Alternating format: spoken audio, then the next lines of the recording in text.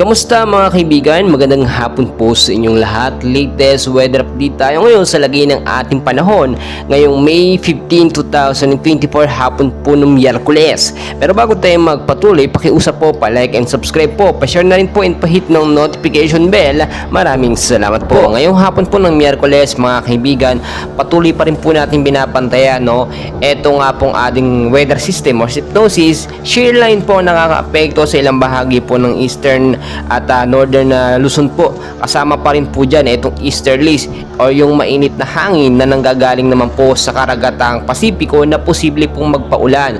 So mga kaibigan, kung napapansin po ninyo, madalas po tuwing hapon na umuulan na po sa ilang bahagi po yan ng Metro Manila, Luzon, Visayas at Mindanao. Kung hindi man po ito maulan, sobrang maulap naman na anytime posibleng bumuhos po ang malakas na pag-uulan. Ngayon po kasi yung heat index natin talagang bumaba na po.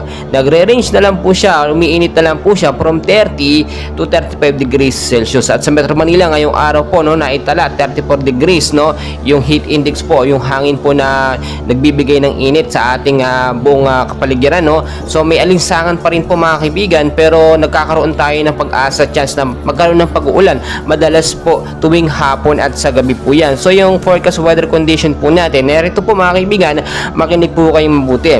Sa area po ng Batanes, Cagayan at Apayao, maulap po na kalangitan ang posibleng maranasan dyan ngayong hapon at hanggang bukas din po posible yan with rain showers at thunderstorm. Dulot po yan itong easterlies. Ayon sa Pag-asa, impact po nito, posibleng pagbabaha po sa mababang lugar at landslide naman po doon po sa matataas na lugar kung sakali po magkaroon po ng moderate at malakas na pag-uulan sa gabi.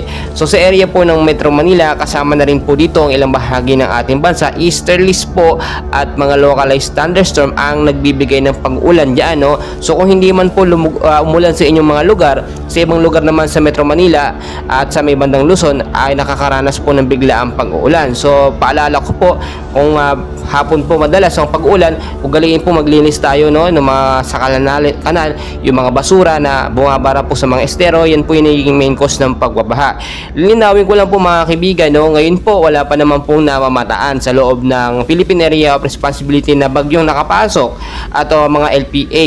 Pero sa labas po ng para may mga minomonitor po tayo na posible pong mabuo bilang isang bagyo or mga cloud cluster active LPAs, yung mga kumpol na kaulapan, minomonitor po natin yan. As of now, wala pa naman po tayo nakikita, pero hindi po na rin inaalis yung posibilidad mga kaibigan. Dahil nga po, galing na rin po sa Pag-asa, posibleng isang bagyo po ang pumasok ngayong buwan po ng Mayo bago po matapos ang buwan ng Mayo. Papasok na po tayo sa rainy season mga kaibigan. Pagpatak po ng June to July, tuloy-tuloy na po yan mga kaibigan. Doon na po tayo makakaranas ng pag-uulan. So maging handa po tayo, mainit pa ng panahon. Ugali magdala ng baon ng tubig, payong at sombrero. Panlaban naman po sa biglaang pag-uulan pagdating sa hapon. So mga kaibigan, patuloy ko po kayong update, and please huwag pong kalimutan mag-like and subscribe.